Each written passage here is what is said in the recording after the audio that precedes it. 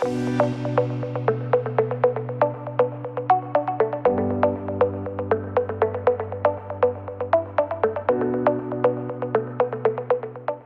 is with great pleasure that I introduce our virtual tour of the day. We are here with Captain Aaron Hinsey, who is the Director of Operations here at Exclusive Aviation.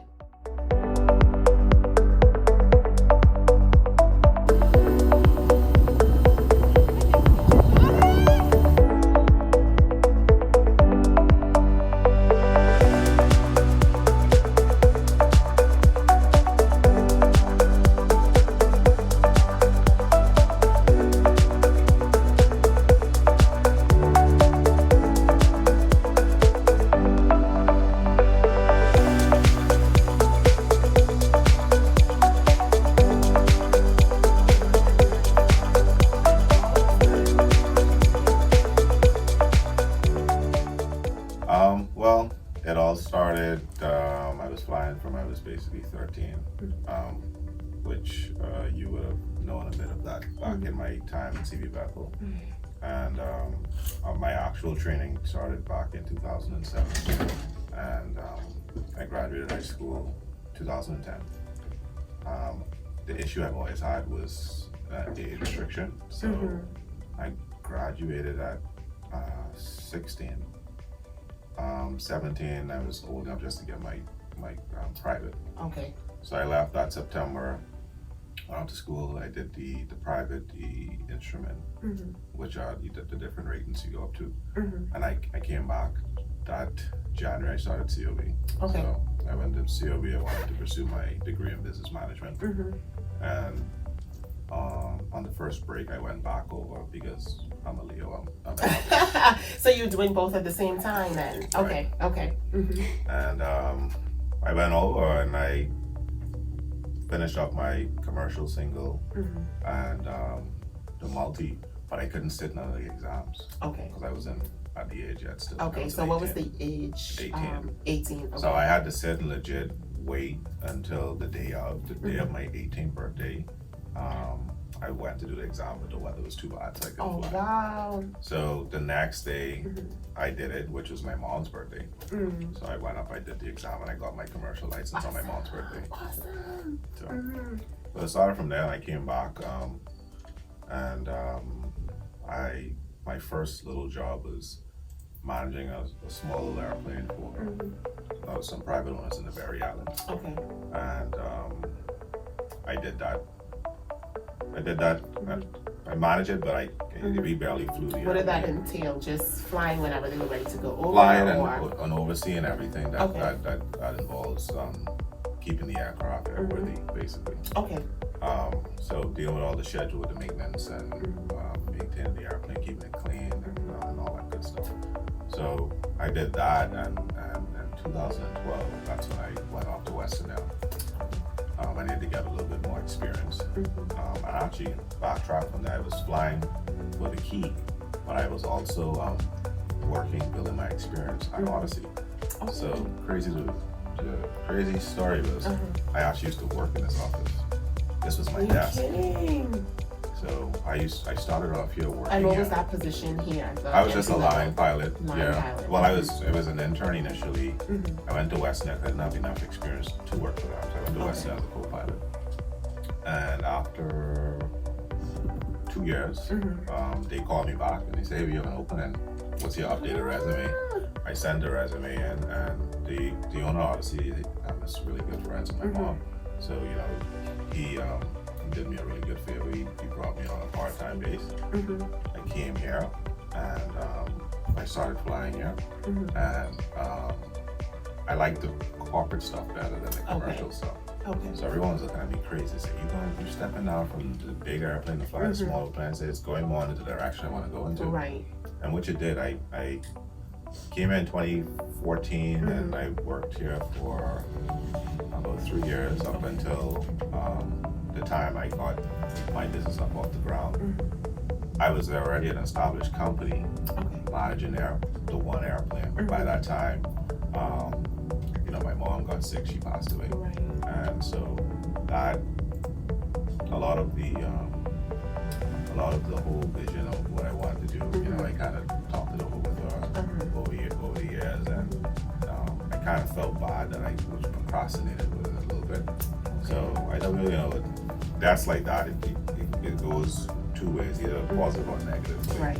So I just had to take off. It started off a little bit negative, and I just balled up all the positive energy and kind of forced it in that direction. You survived the Western. It's nothing like sitting in the seat and you hear Captain Aaron Hinsey and you are in the seat knowing that your student is actually flying that plane, and so that's an amazing experience. So tell me about the rest of your journey. So when my mom passed,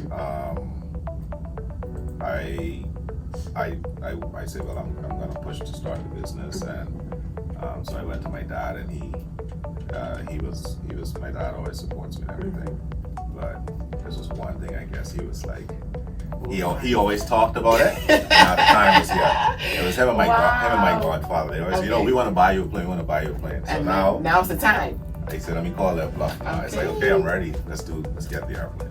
Did they do it? They put up the cash. I did a cash secure loan against my first plane. Okay. So I bought the first airplane at 23. Okay. I did a cash secure loan towards that. Okay. Crazy enough, my mom passed April 24th, 2015. April 25th, 2016, I was picking up the plane to bring it back out of where did I buy that plane? Out of Ohio, I think. I flew down here. So that's how that started, and it started with started on a small scale, and eventually things kind of grew a little bit quicker than I thought. So unfortunately I had to leave my full-time job, which was here at the time. Right.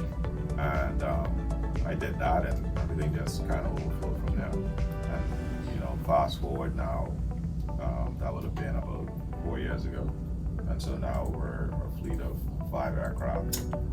We actually just closed on another airplane yesterday evening, so technically in a few weeks it's going to be 6. We're expanding. You see that stuff going on down the hall. One of those offices actually are additional office space we're getting as well. More pilots, more planes, more routes. What are some of the routes that you have been taking on since you've gotten the fleets of planes that you have? Typically it's just throughout the Bahamas, throughout the Caribbean. Our fleet is a mixture of owned and managed aircraft. So some of the managed airplanes, the owners, we take them back and forth throughout the U.S. and back. I also fly a private jet for a local businessman. And so that takes me all over. So I'm usually between here from Canada. I was in Aspen about a month or 2 ago. Wow. So I'm always back and forth. Just put me in your back seat. That's all I'm asking. I don't need a whole stay. I just need to be in the back seat to, take me around the world. But it's an amazing experience. And so when you look back and you think of where you are now, what advice would you give to someone who has that same passion that you had back in high school? I always tell even my assistant, I'm a old school pen and paper guy. I like to sketch, as you would know, because I used to do it on your exams. All the time. So, and one you didn't answer the questions. One exam, she actually ticked my drawing, and she was like, well, I think you graded it. It's a good job. I think. And the thing is, for me, that's how you recognize what students' passions are, because it wasn't a fact that academic versus non-academic. It was just recognizing that he had a passion and he knew exactly what that was.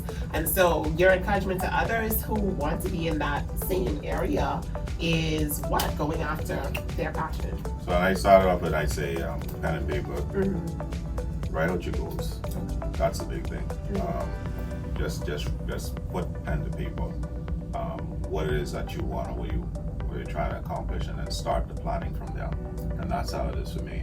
And basically anything I do, I start at some point, and I start planning from there on.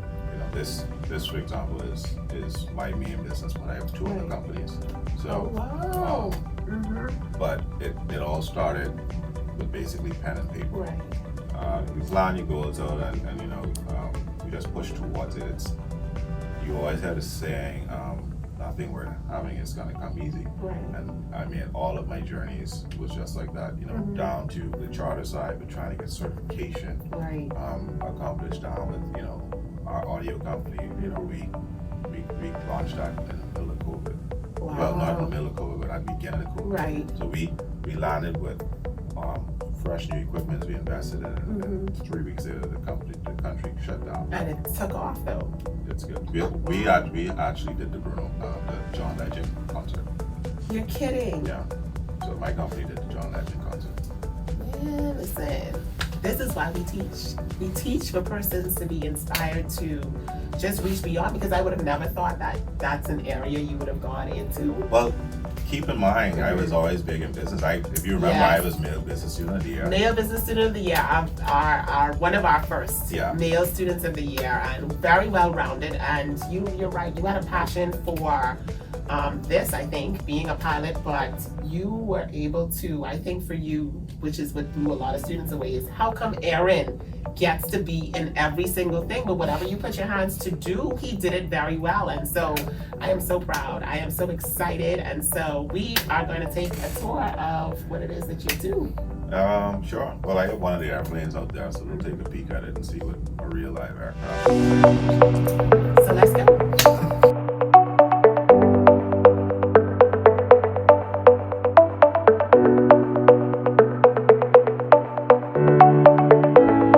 Explain it. I can tell you what airplane we're on. Okay. Okay, so this is our King Air, one of our larger aircraft that we operate charters throughout the islands, as well as throughout the Caribbean. It's kind of a popular one amongst most of our clients because of the spacious cabin, the speed, and the versatility this aircraft has. But we're looking into expanding. We're probably adding an additional one on board as soon as maybe this summer.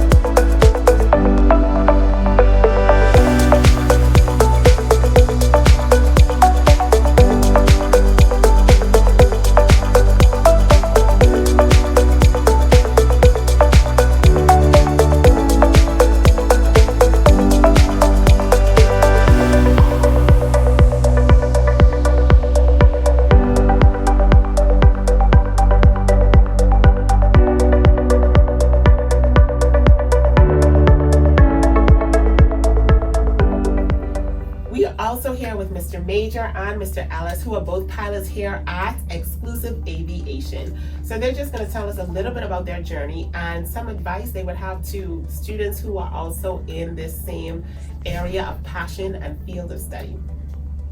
Mr. Ellis? Well, I think my trade started, my journey started when I was 13. I actually did my first flight at a camp at Embry-Riddle. It was a good experience, and it's where I really decided that I wanted to get into aviation. Ever after that, I was looking all over for where I could really pursue this passion that I have, and eventually I found a school in the States that has a flight program incorporated in it. And this was high school? Yes, it's all high school. And after I found that, I started grade 9 there, and I started really flying when I was in grade 10. So I was able to get my private pilot's license before I graduated and before I got my driver's license as well. You were flying before you drove. Yeah, basically. So it was truly a great experience, and then COVID happened and I needed to come home, and so basically I was trying to find some people who were going home because the borders were closed, and eventually I found a guy who was going to Bahamas for charity work. He had a plane and he allowed me to fly home. Awesome. And it was on the news, so I hoped to inspire young people to really, that nothing can stop you from pursuing your passion. Line captain over at Western Air as well, here at Exclusive Aviation. I'm also the operations manager over here. I'm a good friend with the owner of the company. He had asked me to come on over and help him build his vision. So I came on over, and this is how we've been doing it ever since. Wow. And it's also good, like Jonathan said, and like you guys are also doing, you're trying to, foster the youth. Jonathan being a young pilot, and we have a couple other young pilots who are also coming up under us trying to pursue their dream in aviation. So. All right, so we have a few students who do have the same passion and are really looking for the opportunity, even in the family islands. How do they move from being on that family island into making this dream or vision a reality? How can they do that? I'd say the best way to do that is to, if they don't have anyone locally that they can fly around with, Nassau is the best route because this is where most of the operators operate out of. Right. Definitely see if you can try to pursue your education. Normally in the States, that's normally where it pretty much goes. Okay. And like Jonathan said, you can always start as young as 18, 13. You can't be too young to start flying. You can actually get your license at around 18. So Okay. that's the best way. That's the way I would do it.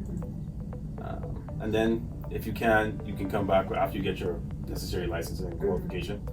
Maybe you can get on with someone like us or somebody else who has an aircraft, and they can help you build your time. Right. It's I will say it's not a quick process. It does take time, so you just need to have patience and just keep the drive and just never stop studying. Never stop learning.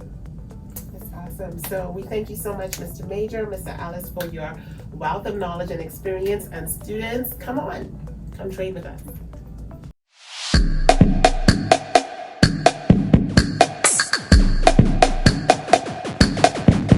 I am so excited because we are here with Miss Jeremy Thompson, and she is a 2-year female pilot, and now she's going to tell us about her experience for all of those ladies who might have that passion. This is not just for the males, this is not just for the boys, this is a ladies' field as well. And so, Jeremy, tell us about your journey and your passion as a pilot.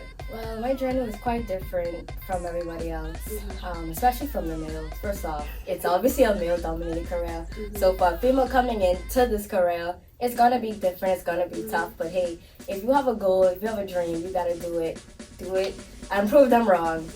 But yeah, I had to do that. But I graduated from Aquinas College class of 2018, and I'm short. I'm 4'11.5", first of all.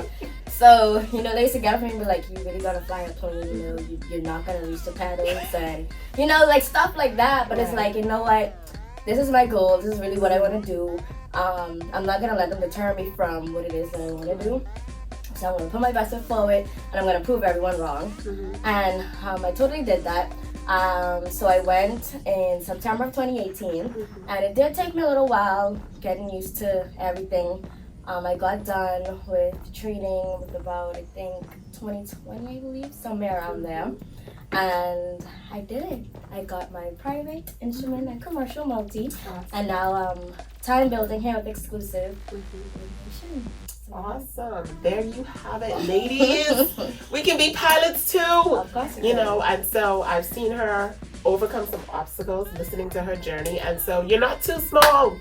And it shouldn't matter whether or not male or female, but the drive and the passion that these pilots here have at Exclusive Aviation, it is one to be admired. And so there you have it. Come trade with us.